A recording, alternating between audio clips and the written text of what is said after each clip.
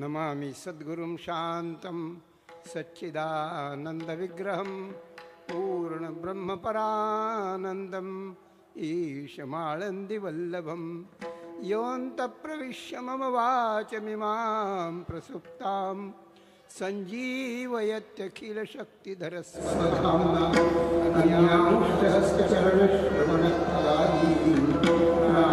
नमो भगवते पुरुषाय तुभ्यं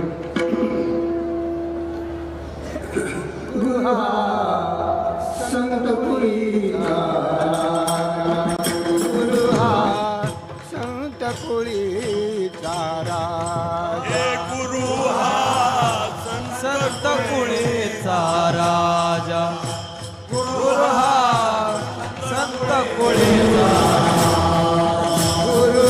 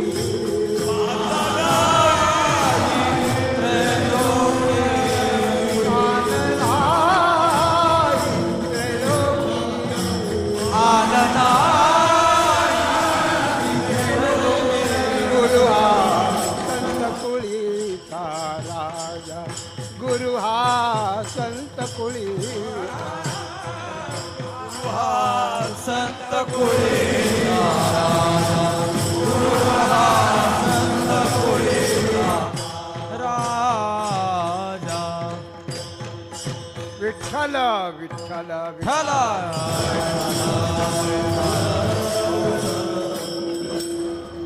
जन्माचे तुम्ही सांगाळिले संती भय निरसली खंती. आनंदकंद भगवंताच्या दिव्य कृपेनं साधू संतांच्या प्रसादानं भाविक सज्जन कथावंत गायकवादक प्रेमी श्रोते या संस्थांचं असलेलं वैकुंठवासी भावनिक दैवत आणि यांच्यावरच्या अपार श्रद्धेने आलेला हा विराट समाज त्यांच्या मेळाव्यात आज परमपूज्य वैकुंठवासी ब्रह्मणी भाऊंच्या सुवर्ण महोत्सवी पुण्यतिथीच्या या महोत्सवात या दीन जीवाकडे आपण सेवा दिली. आपणाला खूप धन्यवाद.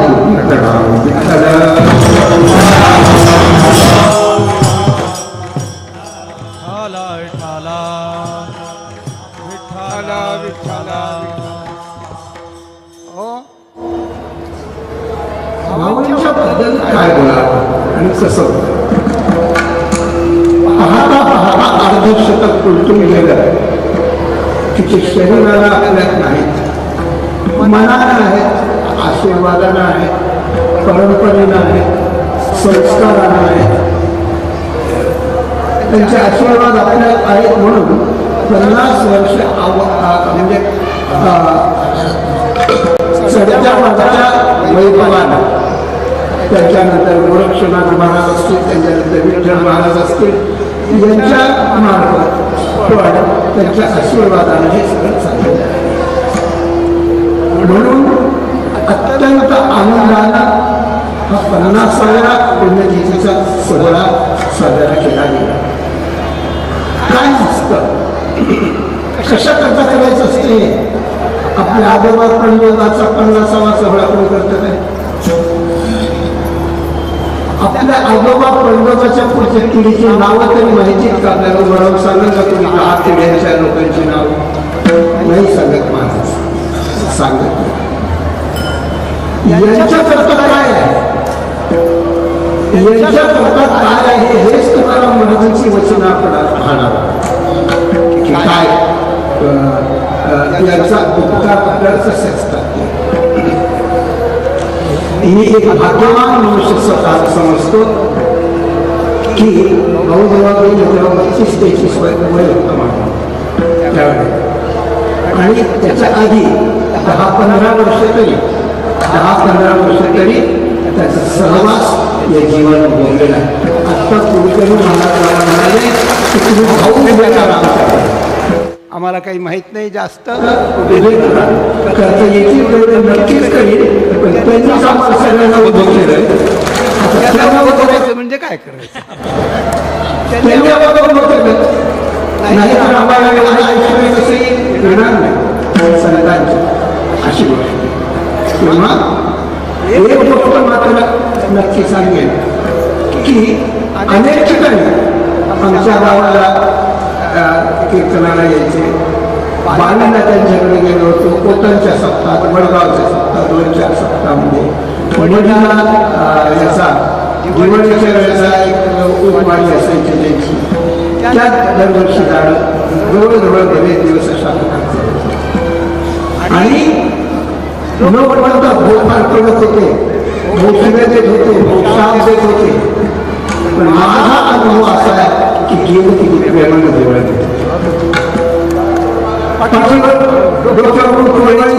आशीर्वाद देत होते, तुझं कल्याण होईल, तुझं लोकांना आवडेल असं बोलत होते.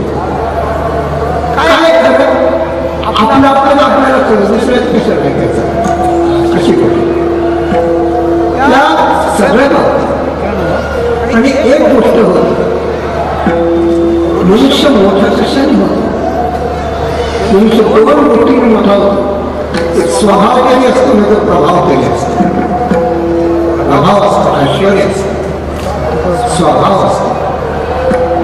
बरं, आणि एक गोष्ट आहे, सगळ्या लोकांना विद्वत्ता किती ते कळत नसते. विद्वान माणूस असला तरी थोड्या लोकांना कळते. पण 2 गोष्टी आहेत की प्रेमानं मनुष्य बोलत गेला की लोकांना त्याचं प्रेम निर्माण होतं, आणि प्रेम निर्माण झालं की त्या प्रेमाच्या माणसाला बोलण्याचाही हक्क होतो. ते जे रागावून बोलायचे ते कळकळीच्या दृष्टीने बोलायचे, असं चांगलं व्हायचं, चांगलं व्हावं, असं नको करू बाबा, असं नको करू, चांगलं नाही याला पाप म्हणतात, अशी गोष्ट असेल. म्हणजे एक गोष्ट आहे की अशा महात्म्याने आपल्याला कळवलं त्याच्यात आपलंच कल्याण असतं असं म्हणून जे लोक त्यावेळेला टिकले, नाव सांगणे नाही कोणाचे, टिकलेले लोक मला माहिती, न टिकलेले लोकही मला माहिती आहे, पण असे राहून जे टिकले ते त्यांच्या मर्जीला प्राप्त झाले. माझे सोडून गेले ते गेले.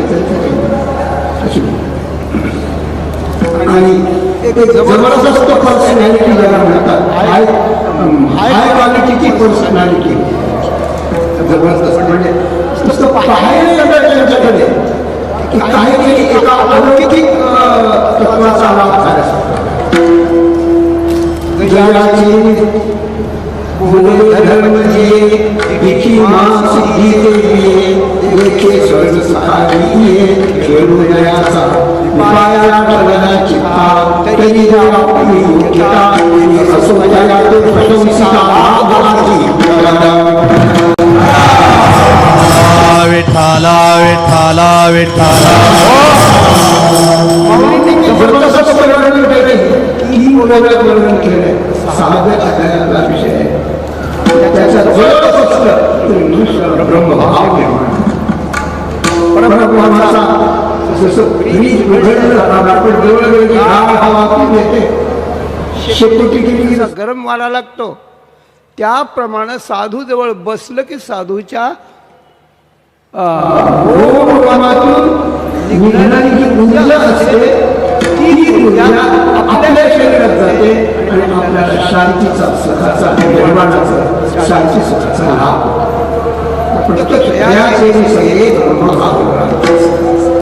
हा अनुभव त्यांचा मी अनुभव दिला आणि एखादं प्रमाण मध्ये म्हणायचं की शेवटी त्यांनी बोलून घ्यायचं आणि बसल्यानंतर म्हणजे व्यक्तिमत्व जबरदस्त होतं आवाजही तसं होता एकदा केलं त्याने की तसा वाघ गरजतोय असं वाटायचं वाघाच्या गर्जनेसारखं एक समाजावर छाप पडायची स्वर लावायचा आणि त्याने म्हणायचं माझा स्वर पक्का आहे होताच पक्का आणि त्यानं दुसऱ्याचा स्वर गेलेला चालत नव्हता त्याला काहीतरी फटकन बोलणं नव्हतं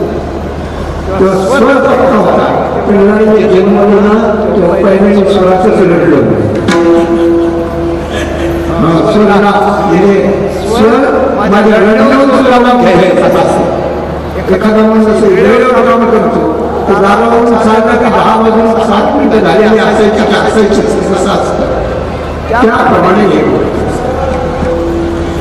स्वर्गीय सगळे सापेक्ष असतात कोणत्या कोणत्या याचे स्केल कोणते ते स्केल आहे असतात तात्पर्य असं अशा प्रकारचं असते कारण समाज सामान्य असायचं समज आणि समाजाला काय सांगितलं म्हणजे समाजात काय चाललंय हे पाहून त्यांना काय सांगितलं पाहिजे म्हणजे त्यांना कळेल आणि त्यांची सुधारणा होईल आणि मग हळूहळू ते या मार्गावर येतील अशा पद्धतीचं बोलणं अशा प्रकारचं असायचं मोठे मोठे शास्त्री पंडित ऋषिकेश तिकडून शिकून यायचे तेव्हा ते भाऊ त्यांना म्हणायचे की बाबांनो तुमचा माल लई चांगला आहे खूप चांगला आहे पण तुम्हाला गिऱ्हाईकच नाही इथं तुमचा माल चांगला आहे पण तुम्हाला गिऱ्हाईक नाही आहे आमचा माल साधा आहे पण आम्हाला गिऱ्हाईक आहे ही गोष्ट आहे आणि समाजाची आणि जगाची नाडी साधू संतांनी या प्रकारानं ओळखली या प्रकारानं नाडी अशा प्रकारची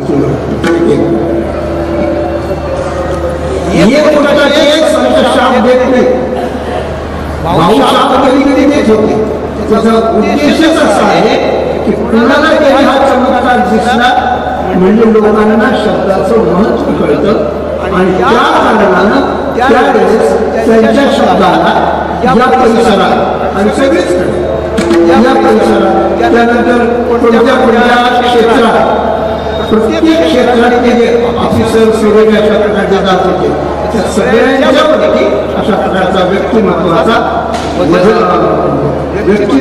प्रभाव बोलण्यातलं वजन शब्दातला भाग व्हावा आणि ते शब्द आपण पाळावेत अशा प्रकारचं लोकांना वाटणं यामुळे समाज संघटित आणि एक संघ एक रूप अशा प्रकारचा होता आणि त्यानंतर तेव्हापासून आजपर्यंत तरी अशीच परिस्थिती असलेली अशा प्रकारची दिसते अशा प्रकारच्या महात्म्यांना ज्यांनी जीवनभर जगाला जीवन बदलून लावलं त्यांनी जगाला शिकवलं त्यांनी जगाला पापापासून दुरावस्थेपासून दूर केलं ज्यांनी जगाला संस्कार दिले ज्यांनी जगाला परमार्थाची ओळख शब्दानं का होईना पण करून दिली अशा महात्म्यांना आपण काय द्यावं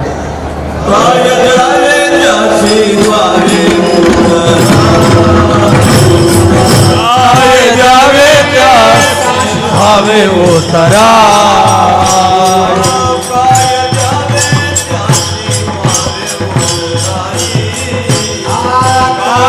द्यावे त्यासी व्हावे उतराय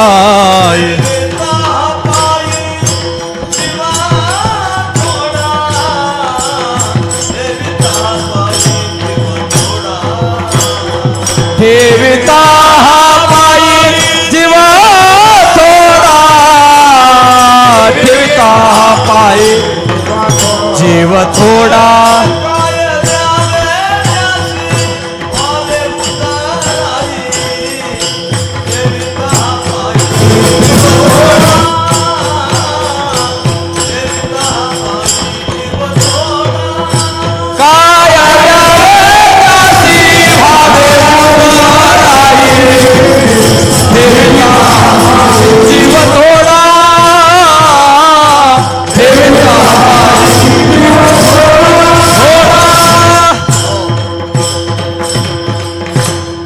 प्रश्नचिन्ह ठेवलंय तुकाराम महाराजांनी. काय द्यावे त्यासी, त्यांना काय द्यावं, त्यांचं काय उत्तर नाही व्हावं, काय देऊन त्यांच्या उपकाराला उत्तर नाही व्हावं.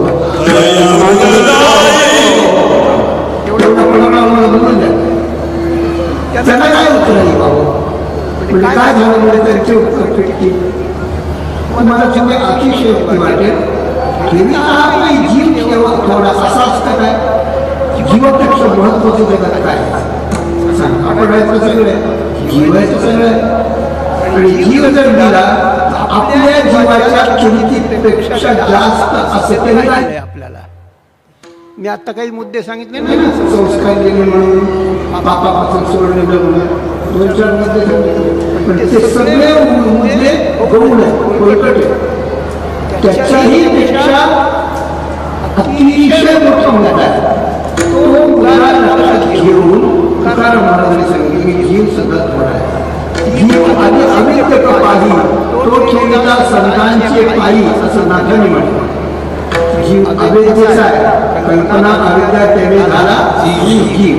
तर अविद्येचा जीव आहे आणि तो जरी ठेवला तरी अविद्याच दिली. ज्यांनी आपल्याला ब्रह्मविद्या दिली त्यांना अविद्या देणं म्हणजे शहाणपणाचं आहे. जीव थोडाच थोडा आहे. असं काय त्यांनी केलं, असं त्यांनी काय दिलं, हेच मला आपल्याला आजच्या कीर्तनात मुख्य मुद्दा म्हणून मुख्य पॉईंट म्हणून सांगायचं आहे. काय आज आपण हे सगळा संप्रदाय पाहतो, आपण लोक पाहतो सगळे, हे महाराष्ट्राचं भाग्य म्हणून महाराष्ट्राला संतांनी दिलेली देणगी आहे. तुकाराम महाराज याच पद्धतीने म्हणतात. त्यांनी काय दिलंय तर त्यांनी हे दिलं आहे की त्यांनी आपल्याला सांभाळलं आहे. तुकाराम म्हणे वत्स देवीचे चिठ्ठी तैसे गेली येते सांभाळी. त्या संबंधाच्या शेवटच्या चरणात म्हणून हा पाहिजे. सांभाळायला म्हणजे काय केलं आणि सांभाळायला म्हणजे काय झालं. एखाद्याने अन्न दिलं, 1 दिवसाची भूक भागली. एखाद्याने वस्त्र दिलं, 6 महिन्याची अडचण दूर झाली. एखाद्याने घर दिलं, जन्मभराचा निवारा झाला. पहिल्या जन्मात किती कोणी घर दिलं तर ते देणार तिचं जायचं त्याच्या दुधाचा तलाव त्या घरी नाही केलं, मरेपर्यंत झालं. एखादी पोरगी दिली बायको म्हणून, आयुष्याची संगातीने झाली. पण या संतांनी जन्मोजन्मी दिलं. या संतांचे देणे कल्प होती होणी देणे वर्षा वर्ष आराध देणे चिंतामणी केलं. कल्पतरू कामधेनुनी चिंतामणी ज्यांच्या देण्याची बरोबरी करू शकत नाही असं काय दिलंय त्यांनी. सांभाळलं, केव्हा सांभाळलं, कशापासून सांभाळलं आणि काय झालं तर एक गोष्ट आहे, त्यांनी आपल्याला परमात्मा तत्व दिलं. त्यांनी आपल्याला परमात्मा तत्व दिलं. परमात्मा देवच दिला, देवच दिलं.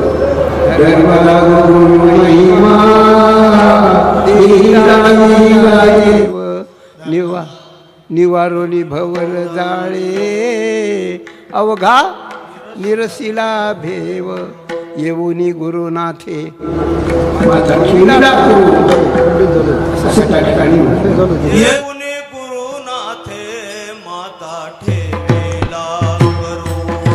येऊनी गुरुनाथे माथा ठेवेला करो अज्ञान तिमिर अज्ञान तिमिर गेले शुद्ध मार्ग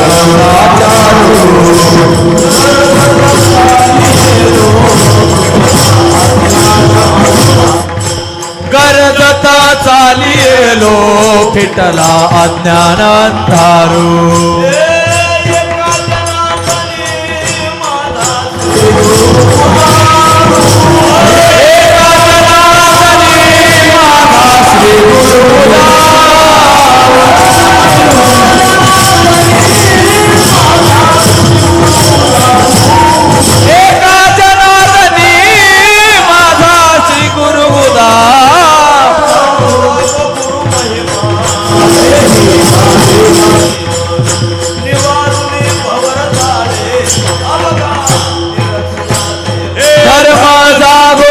महिमा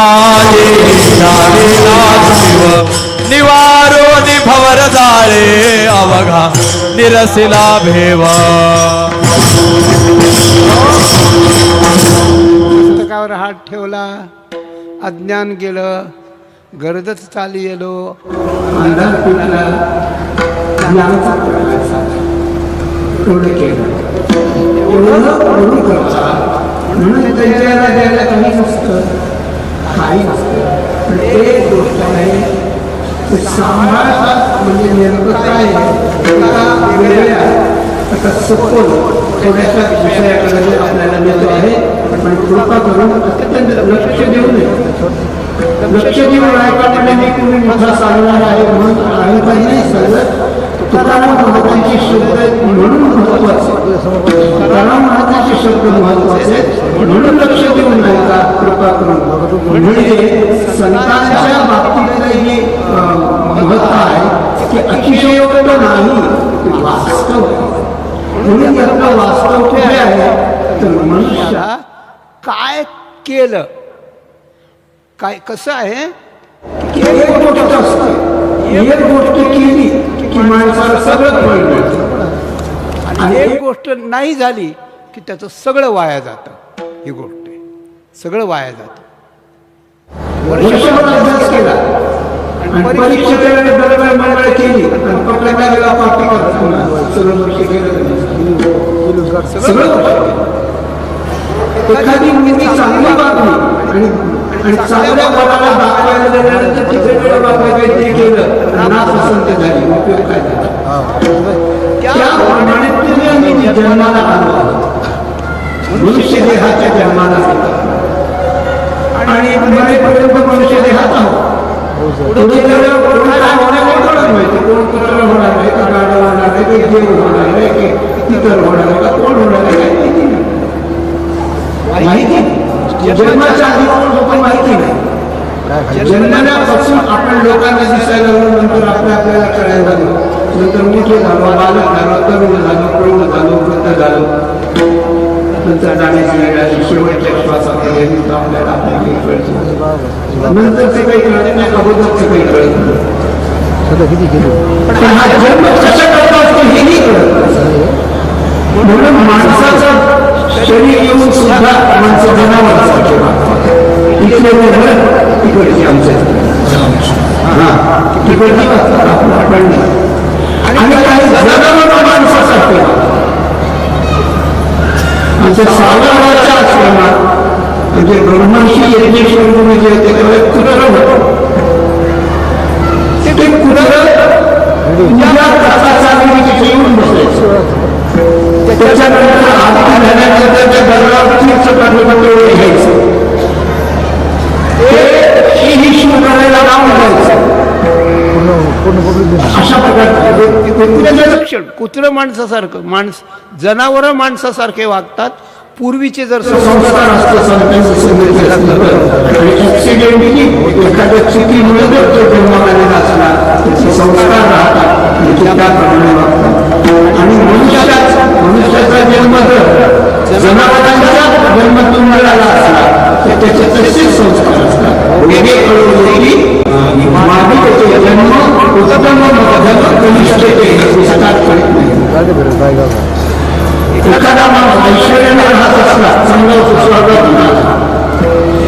माणसाला समजायला कुठं होतं नक्की समजून टाकायचं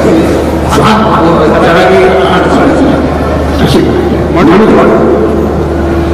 पूर्वीचे जन्म घेत आलेला या मनुष्य जन्मात आलेल्या माणसापर्यंत आणि मनुष्य जन्म आल्यानंतर मरेपर्यंतचा एक टप्पा आहे. त्याच्या पुढे पुन्हा मग गती आहे. काय ती पुन्हा गती आहे. यात काय होतं की मागचे संस्कार असतात. मनुष्य जन्माला येतो. पहिलं भाग्य मनुष्य जन्माला येण्याचंच आहे. भरतवर्षे भरतखंडे नरदेह प्राप्ती हे तो परमभाग्याची संपत्ती आहे. पण एवढ्यावर भागलं नाही. या जन्मात आपण काय केलंय, या जन्मात आपण आपल्याला काय मनाला वाटलंय, या जन्मात आपल्या बुद्धीला काय कळलंय, या जन्मात आपण कुणाची संगती केली आहे, या जन्मात आपण कुणाचं कशाचं चिंतन केलं आहे, या जन्मात आपण काय काय दिलं आहे आणि या जन्मात आपण काय काय घेतलं आहे, याच्यावरून जन्माचा शेवट ठरतो. आणि आपल्या जन्माचा शेवट गोड होण्याकरता आपल्या जीवनात जर सत्संगती असेल, संतांची संगती, संतांची सेवा आणि संतांची कृपा, या तीन गोष्टी जर या जन्मात असतील तर या जन्माचं आपल्याला फळ झालं असं म्हणता येईल. आणि तीन गोष्टी जर म्हटली तर जन्म वाया गेला. भाऊ आणि गोरख महाराज दोघंही हा अभंग घेत होते. मी दोघांच्याही तोंडून ऐकलेला आहे.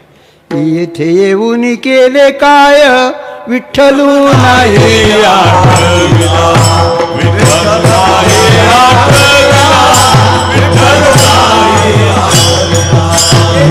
येऊन केले काय विठ्ठल नाही आठविला, विठ्ठल नाही आठविला, विठ्ठल नाही. अरे बुढा भाग्यहीना, अरे बुढा भाग्यहीना, अरे बुढा भाग्यहीना,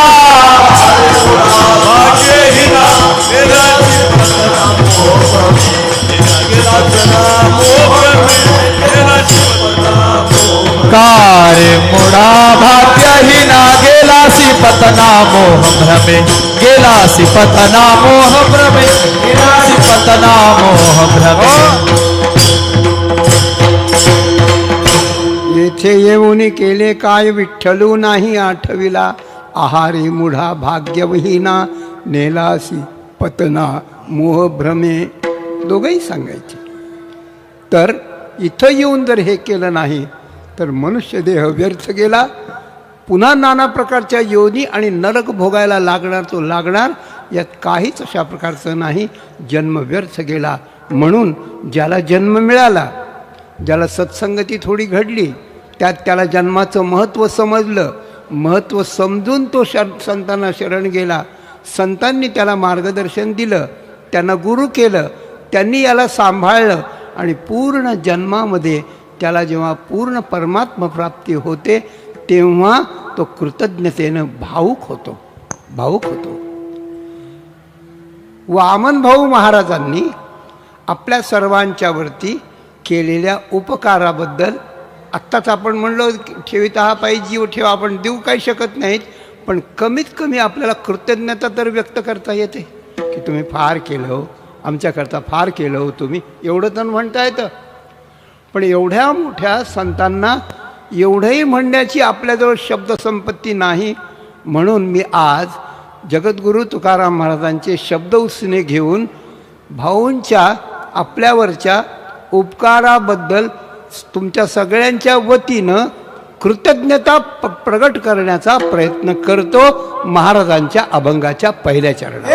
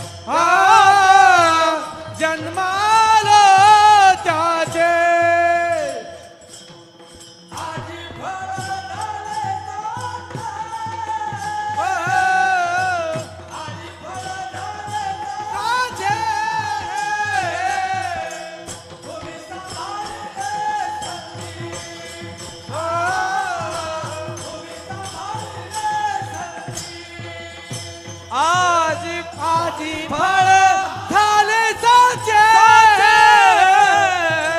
आजी फळ झाले साचे तुम्ही सांभाळिले धरती तुम्ही सांभाळिले मानो त्याचे आजी फळ झाले साचे आजी फळ झाले साचे हे जन्मालो त्याचे आजी फळ झाले साचे आजी फळ झाले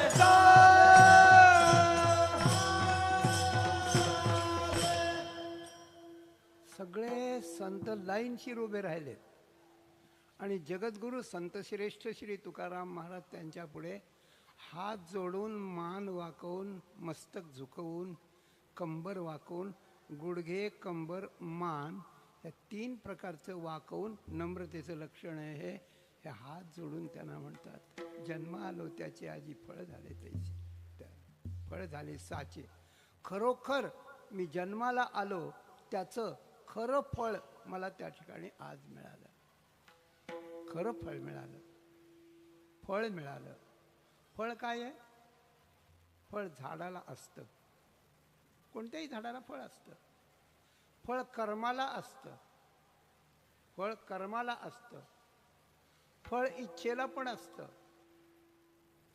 तर फळ माझ्या जन्माचं फळ झालं म्हणजे जन्माला आल्याचं सार्थक झालं जन्माला आल्याचं सार्थक झालं असं संतांना तुकाराम महाराज म्हणतात आपणही बाबांना भाऊंना असंच म्हणतो जन्माला आल्याचं फळ झालं मी आत्ता म्हटलं शब्द उसने घेऊन बोलतो त्याप्रमाणे तर जन्माचं फळ आणि संतांनी नेमकं काय केलं असेल तर एक गोष्ट आहे फळ म्हटलं की बीज असतं बरं का फळ म्हटलं की बीज असतं वृक्ष असतो मग त्याला अंकुर खोड फांद्या पानं फुलं मग फळ आणि त्या फळात पुन्हा बीज असतं पण बीजाचं मुख्य देणं आहे फळ बरं का काही असू द्या आंबा असू द्या कोय लावावी आणि ते सगळं जतन करावं मग ते कोय लावायला पुन्हा होते पण फळातला जो रस असतो तो आपल्याला ग्राह्य असतो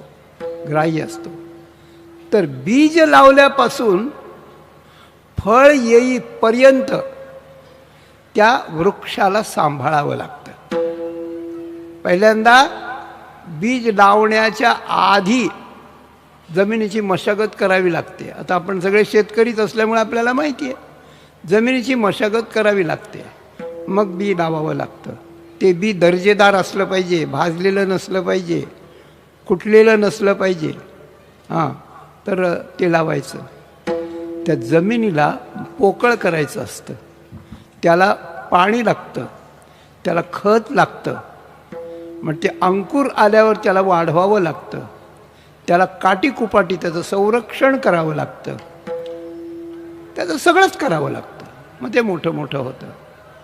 मोठं झाल्यानंतर मग त्याची शेवटपर्यंत निगराणी अशा प्रकारची करावी लागते त्याप्रमाणे जन्म हे काय आहे तर जन्म हा एक अंकुर आहे जन्म हे एक बीज आहे मागे आपल्या जन्माच्या आधी जे आपण काय केलंय ते बरोबर आणलंय तेही आहे म्हणून जन्मरूपी बीज जर अंकुर होऊन त्याला फळ यायचं असेल फळ काय ते आपण नंतर पाहू फळ यायचं असेल तर त्याची पण निगराणी अशीच करावी लागते त्याची निगराणी अशीच करावी लागते ती म्हणजे त्याला जमीन योग्य लागते तर त्या बीजाचं फळ होण्याकरता एक कर्म बीज असतं एक कर्माचं बीज असतं एक भावनेचं किंवा वासनेचं दोन्ही आहेत परमार्थात त्याला भावना म्हणा व्यवहारात त्याला वासना म्हणा वासनेचे बीज तुका म्हणे तेव्हा कर्माचं एक बीज असतं वासनेचं एक बीज असतं आणि तुका म्हणे निज रूपडे हे तत्वबीज एक तत्वबीज असतं तत्वज्ञानाचं एक बीज असतं वासनेचं किंवा भावनेचं एक बीज असतं आणि याचं बीज असतं. ते बीज लावावं लागतं, ते दर्जेदार आणावं लागतं, त्याला खत लागतं. तर मुख्य तत्वबीज आहे. या मुख्य तत्वबीजाला खत जे लागतं ते कर्माचं लागतं. निष्काम आणि निरहंकार खूप कर्म करावे लागतात. हे कर्म करावं लागतं आणि हे कर्म करण्याला आपल्याला कोणीतरी शिकवावं लागतं. निष्काम निश्चळ विठ्ठली विश्वास पाहू नये वास आणिकांची, हे कर्माचं बीज अशा प्रकारचं आहे. आणि हे कर्माचं बीज जसं आहे तसं भावनेचं बीज आहे. मी माझे आणि तुझे, मी माझे आणि मी माझे आणि तुझे, मी माझे आणि तुझे.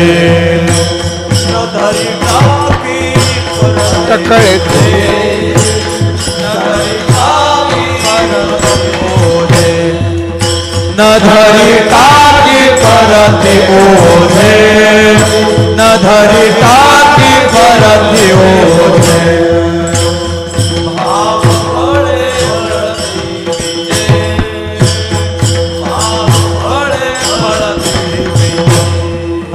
भाव बळे फळती बीजे, भाव बळे फळती बीजे.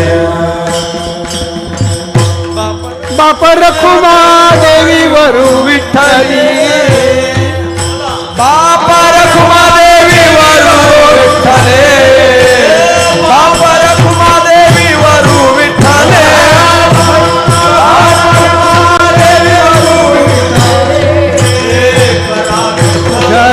स्मरण करा विठ्ठल स्मरण, करा विठ्ठल स्मरण, करा विठ्ठल स्मरण. हो. मी माझे आणि तुझे, नदरी सांडी परते ओझे, भाव बळे फळती बीजे. बाप रखुमा देवी वरू विठ्ठली. कुणाकुणाला सांगतात? गाते, श्रोते, पाहते, चतुर, विनोदी, दुश्चिते, सोहमभावी, पारंगते, या 8 प्रकारच्या महनीय लोकांना ज्ञानोबाराय बोलतात. विठ्ठल स्मरण करा आणि भावबळानं ही बीज फुलतील अशा प्रकारचं. म्हणून कर्मयोगामध्ये निरहंकार आणि निष्कामतेनं परमेश्वराला समर्पण करणारे शास्त्राने सांगितलेली कर्म करावी लागतात. हेच त्या तत्वरूपी बीजाचं, कर्मरूप बीज हेच त्याचं खत आहे, हेच खत आहे. आणि पाणी आहे ते भावबीजाचं आहे, भावनेचं बीज. आत्तापर्यंत जो आपण कीर्तन भजन ऐकून अंतःकरणामध्ये भाव निर्माण झालेला आहे, आत्मा काय रामकृष्ण वाचा भाव हा जीवाचा, आत्मा जो शिवाचा रामजप असा भाव आहे, तो भावही त्या ठिकाणी फळतो. आणि भावनेचं जल आणि सत्कर्माचं खत आणि तत्वाचं बीज हे जर त्या ठिकाणी लावलं गेलं तर ते तत्वाचं बीज लावायचं म्हणजे काय? ज्ञानाचे बीज तव तयाचे बोल, माझी ये हृदय भूमिके पडिले सखोल, वरी इये कृपेची झाली ओल, म्हणून संवाद फळेशी उठले. 11वा अध्याय जेव्हा अर्जुनाला भगवंतानं सांगितला त्यावेळेला अर्जुन अवाक झाला की देवा, केवढं तुझं रूप, केवढा तू, आणि मी तुला माझा मेहुणा समजतो, तुझ्या पलंगावर नाचतो आणि खेळतो, किती मोठा माझ्याकडून अपराध झाला आहे. अर्जुन रडू लागला.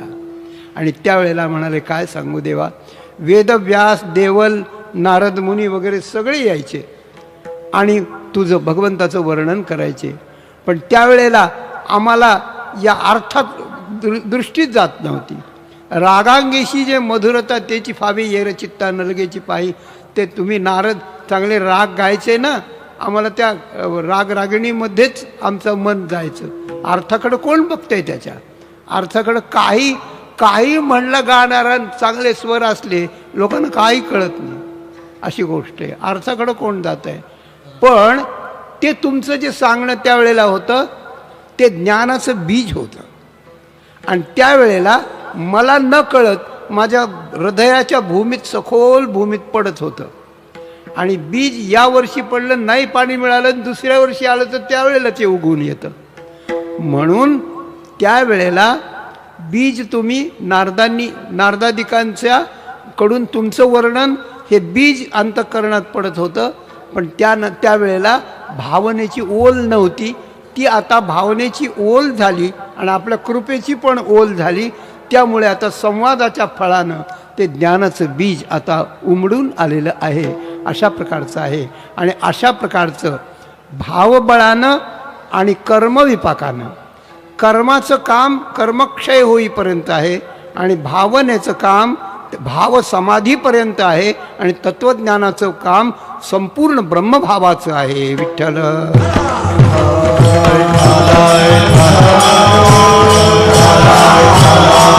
हो.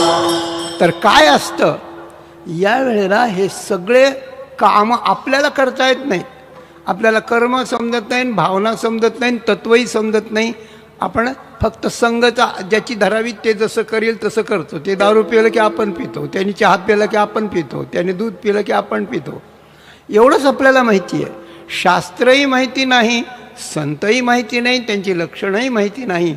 पण कधीतरी आपण एखाद्या मनुष्यदेहात जर सद्गुरू केले असतील, माऊलींना केलं असेल, तुकोबारायांना केलं असेल, शुकदेवांना केलं असतं, भाऊंना केलं असेल, कोणालाही योग्य पुरुषाला जर आपण गुरु केलं आणि आपलं काम त्या जन्मात जरी नाही झालं तरी ते आपण अनेक जन्म घेतो, पण प्रत्येक जन्मात ते आपल्याला सांभाळीच येतात. त्या जन्मात तिथं प्रगट होऊन तशी प्रवृत्ती करून आपल्याला सांभाळतात. हे वेगळ्या विषयाकडे नेतो मी. जे म्हणलं आपल्याला ते हे अशा प्रकारचं आहे की अनेक जन्मात हे संत आपल्याबरोबर येऊन आपलं वाकडं व्हायला लागलं की नीट त्या ठिकाणी राखणे लागे वाकडे जाता अशी गोष्ट होते. आणि असं ते सांभाळतात. आणि सांभाळता सांभाळता पहिल्यांदा कर्माचं बीज दुरुस्त करतात. पाप होऊ देत नाहीत. चांगलं कर्म करायला लागतात. त्या सत्कर्मी रती वाढो असं त्या ठिकाणी होतं. आपली भावना बदलायला लागली तर आपल्या श्रद्धेला खत पाणी घालून आपली श्रद्धा चांगली सुदृढ करतात आणि आपल्याला तत्त्वज्ञानाचा उपदेश हळूहळू देतात. तर जन्मापर्यंत अनेक जन्मात हे करीत आले. या जन्मातही त्यांनी आपल्याला अशाच प्रकारचं हे केलं. म्हणून या जीवाला कुत्र्या मांजराच्या जीवापासून किडामुंगीच्या जीवापासून मनुष्य देहापर्यंत आणायचं, मनुष्य देहात साधक बनवायचं, साधना तीव्र करायची आणि ती साधना पुन्हा आपण भेटून ती साधना पूर्ण करून त्याला परब्रह्म परमात्मा प्राप्त करून द्यायचा. एवढी सगळीची सगळी पूर्ण जबाबदारी ते घेतात. यात अनेक वर्ष जातात नाही, अनेक जन्म जातात, पण ते आपल्याला सोडित नाहीत. आपल्याला काहीच कळत नसलं तरी. आणि शेवटी जेव्हा ते आपल्याला परमात्मा दाखवून देतात त्यावेळेला साधकाच्या लक्षात येतं की किती जन्मात मी कसा होतो आणि यांनी मला कसं कसं सांभाळलेलं आहे. एखादा लहानपणी आईवडील मरतात एखाद्याचे आणि एखाद्या सज्जनाने त्यांना सांभाळलं आणि त्याच्यानंतर तो नोकरीला वगैरे लागला आणि खूप दिवसांनी भेट झाली आणि त्या सांभाळणाऱ्याची जर भेट झाली, माणसाच्या डोळ्यात पाणी आलं की मला आई बाप नव्हते, मला जगात कुणी आधार नव्हता, मी कुत्र्या मांजरासारखा मरून गेलो असतो, पण मला आपण आधार दिलात, मला सांभाळलं, काय उपकाराला उतराई होऊ तुमच्या, असं तो जसं त्याला त्या ठिकाणी म्हणतो. त्याप्रमाणे ज्या वेळेला भगवान श्रीकृष्ण ज्या वेळेला 11 वर्ष याला राहिले, गोकुळात राहिले, यशोदा मातेनं वगैरे त्या ठिकाणी त्यांना सांभाळलं आणि वाटे लावताना गहिवरीत होऊन त्या ठिकाणी म्हटले, पोषितो लालितो भृशं पित्रोरभ्यधिका प्रीतिः आत्मजेष्वात्मजोऽपि हन् पितुर्युवाभ्याम स्निग्धाभ्याम पोषितो लालितो भृशं. भगवान म्हणाले की यशोदा माता आणि नंद बाबा, माझी आई संकटात होती, कारागृहात होती आई वडील, तुम्ही मला सांभाळलं. पित्रोरभ्यतिका, पित्रो भी अधिका, बरं का. पितरो हो अपि अधिकः. आई वडील जन्मदाते इतकं प्रेम करणार नाहीत, इतकं प्रेम तुम्ही माझ्यावरती त्या ठिकाणी केलं. काय उत्तर आहे हो. भगवंताच्या डोळ्यात अश्रू आले होते. भगवंताचा हा अनुभव आहे, असा अनुभव आहे. त्याप्रमाणे अनेक जन्मात मी किडामुंगी होतो, कुणी होतो, तिथून जन्मात आलो. या जन्मातही आपण माझ्यावर उपकार केले म्हणून मी तुम्हाला माझ्या जन्माचं फळ आलं असं सांगतो. जन्मापासून जन्माआधीपासून मला सांभाळलं आणि तत्व बीज देऊन, तत्वाचं तुम्ही दिलेलं तत्व हे बीज आणि माझ्याकडून करून घेऊन माझ्या अनुभवाला आलेलं परब्रह्म हे फळ म्हणजे मोक्ष फळ. ज्ञानाचं बीज, भावनेचं पाणी, कर्माचं कर्माचं खत आणि झाड वाढल्यानंतर पुन्हा जे त्याला फळ आलं त्याला मोक्ष फळ. माझं जन्माचं फळ, जन्माचं बीज मोक्ष या फळापर्यंत आणेपर्यंत तुम्ही मला सांभाळलेलं आहे. हे अभंगाच्या दुसऱ्या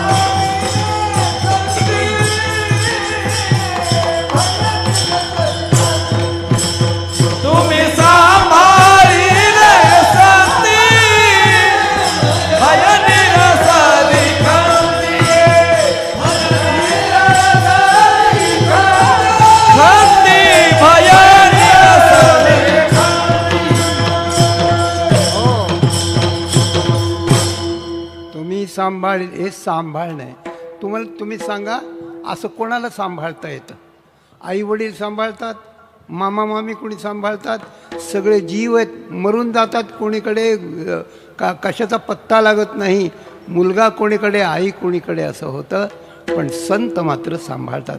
एखाद्या संतावर आपण ओझं घालावं, तुका म्हणे माझे तुम्हा संतांवरी ओझे, त्यांनी आपल्याला सांभाळावं आणि ज्ञानाच्या बीजापासून ते मोक्षाच्या अनुभवापर्यंत, व्यापक परब्रह्म अनुभवापर्यंत, मोक्षापर्यंत न्यावं.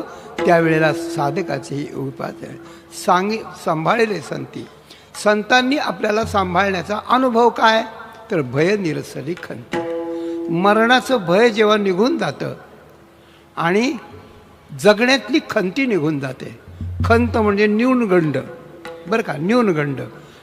इतकं वय झालं पण मला अजून नाही कळलं, इतकं वय, आता हे पोरं शिकले, सगळे हे करायला लागले, मला यातलं काही आलं नाही, असं अशा प्रकारचं आपल्याकडून महत्त्वाची गोष्ट झाली नाही की त्याची खंती. म्हणून आपण जे व्यर्थ जगलो, मनुष्यदेह व्यर्थ घालवला, त्याची खंती वाटते. की मला नाही जमलं आणि पाहिजे ते मिळालं नाही आणि मृत्यू पुढं आला की त्याचं भय वाटतं. म्हणून तुमच्या सांभाळण्यानं जे काही झालं त्यामुळे मरणाचं भय गेलं आणि जीवनाच्या सार्थकतेच्या अभावाची खंती गेली. जीवनाच्या सार्थकतेच्या अभावाची खंती गेली आणि मरणाचं भय गेलं. नाहीतर माणसाला भय वाटतं. आता मध्ये वाटत असे भय दिवसेंदिवस चालत जाय, येथे म्या येऊन केले काय, नाही तुझे पाय आठविले, करून अपराध क्षमा, असं त्या ठिकाणी आहे. म्हणून काय झालं तर भय खंती जाणं हे कशाचं लक्षण आहे तर त्याचं उत्तर आहे कृतकृत्य झालो, इच्छा केली ते पावलो. तिसऱ्या चरणात तुम्ही सांभाळण्याचा परिणाम मी कृतकृत्य झालो आणि माझी मोक्षाचीच इच्छा म्हणजे मी मुमुक्षू होतो, मुमुक्षुता मुक्त झालो, मोक्षाची इच्छा असणारा मी माझी इच्छा त्या ठिकाणी पावलो. म्हणजे काय झालं की इच्छा ठेवली होती भूतकाळात, कृतकृत्य झालो वर्तमान काळात आणि भविष्य काळाचा विचाराभंगाच्या शेवटच्या चरणात आहे. तो का म्हणे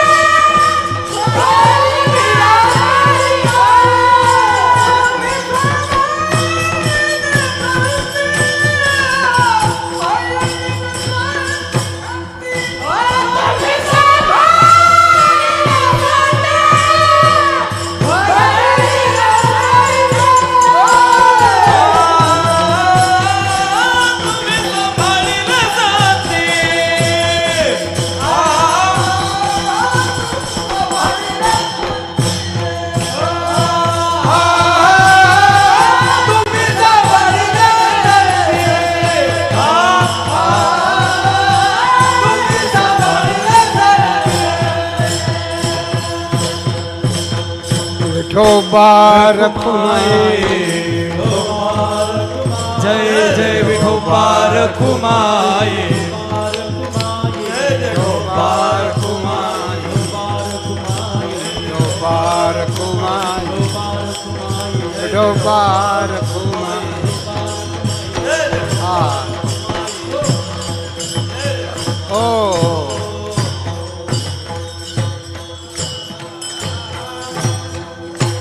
तुका म्हणे काळ आता करू न शके बळ, आता आमच्यावर काळ बळ करू शकणार नाही.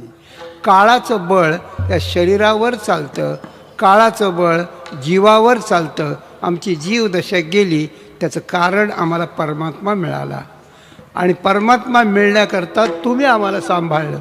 तुम्ही सांभाळल्यामुळे आम्हाला देवापर्यंत पोचता आलं आणि देवच आहोत आम्ही असं समजलं. त्यामुळे आता काळाचं भय त्या ठिकाणी राहिलेलं नाही. अशा प्रकारानं मनुष्य जेव्हा निर्भय होतो, मनुष्य जेव्हा निश्चिंत होतो, तेव्हा कृतज्ञतेनं संतांना त्या ठिकाणी हे बोलतो. तुकाराम महाराजांचे हे उद्गार आहेत आणि याचप्रमाणे हे जे उद्गार आहेत, हे उद्गार आपण आपल्या भाऊंच्या करता असं काढतो की तुम्ही सांभाळलेले संती भय निरसले खंती. आमचं पण काही अंशात का होईना पण तसं झालं आहे आणि याचं एक कारण अशा प्रकारचं आहे की या महाराष्ट्रामध्ये जो संप्रदाय आहे, ज्याला वारकरी संप्रदाय म्हणतात, या वारकरी संप्रदायाचे पाईक आपण आहोत. दत्ता आदिनाथ गुरु, उमा भगवती, त्याच्यानंतर दत्तात्रेय महाराज, मच्छिंद्रनाथ, गोरक्षनाथ आणि त्यांच्यानंतर गहिनीनाथ. गहिनीनाथाचं हे स्थान आहे आणि गहिनीनाथाच्या स्थानावर यादव बाबांचे उत्तराधिकारी म्हणून भाऊंची योजना केली गेली. ते म्हणायचे नेहमी, बरं का, म्हणायचे त्यांच्या शब्दात, माझा अधिकार नाही, त्यांच्या शब्दात सांगतो की मी तरुण होतो आणि जेव्हा इकडं आलो, हे वैराग्य वगैरे होतं, इकडं आलो तेव्हा माझे संगती सोबती म्हणाले, आहे वामण्या तुला कोण विचारील रे, हे बुवाच्या नादी लागला तू, बुवाच्या नादी लागून कुठं कल्याण होत असतं काय? अरे बुवाच्या नादी लागल्यावर वाटोळं होत असतं, खाना खराबा होत असतो सगळा, काही अशा प्रकारचं नाही असं मला म्हणायचे. पण मी त्यांचं ऐकलो नाही. मी मठात राहिलो इथं आल्यानंतरही आणि आल्यानंतर मठात राहिल्यानंतर जेव्हा बरेच दिवस गेले तेव्हा ती म्हातारी आहे ना, ते पोरा बाळाने नीट खाऊ पिऊ नाही घातलं म्हणजे माझ्या मठात यायचे म्हणले आणि म्हणायचे, बाबा तुम्हीच लई चांगलं केलं, आम्ही तुम्हाला नाव ठेवीत होतो पण आमचं आता असं झालं आहे. म्हणलं, मी म्हणत हे उठा इथून, इथे यायचं, देवाचं नाव घ्यायचं, रामकृष्ण हरी म्हणायचं, भजन म्हणायचं, घरचं इथं काहीही सांगायचं नाही. विनोदाचा भाग आपण सोडा. तात्पर्य अशा प्रकारचं आहे की या ठिकाणी त्यांची योजना झाली. कसं आहे, ही गुरुपरंपरा आहे.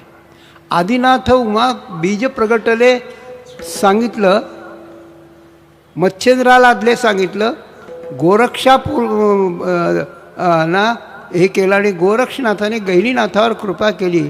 पण निवृत्तीनाथांचा हा अभंग आहे आणि त्याने सांगितलं, वैराग्य तापला सप्रेमे निवाला, ठेवा जो लाधला शांती सुख, निर्द्वंद्व निशंक विचरता मही, सुखानंद हृदयी स्थिरावला. ह्या 2 ओळी गहिनीनाथांचं वर्णन आहे. म्हणजे विचार केल्याशिवाय कोणतं वर्णन कोणत्या महाराजाकडे लागतं हे लक्षातच येत नाही, बरं का. वैराग्यानं तापला कोण? गहिनीनाथ. सप्रेमी निवाला, भक्तिप्रेमानं शांत झाला आणि वैराग्यानं त्या ठिकाणी तापला होता. आणि दोन्हींच्यामुळे वैराग्यानं भक्तीनं शांती सुखाचा ठेवा लाभला, म्हणजे ज्ञान झालं. म्हणजे ज्ञान, वैराग्य आणि हे सगळं झालं कुणाला? गहिनीनाथाला. गहिनीनाथानं हे ज्ञान, वैराग्य आणि भक्ती झाल्यानंतर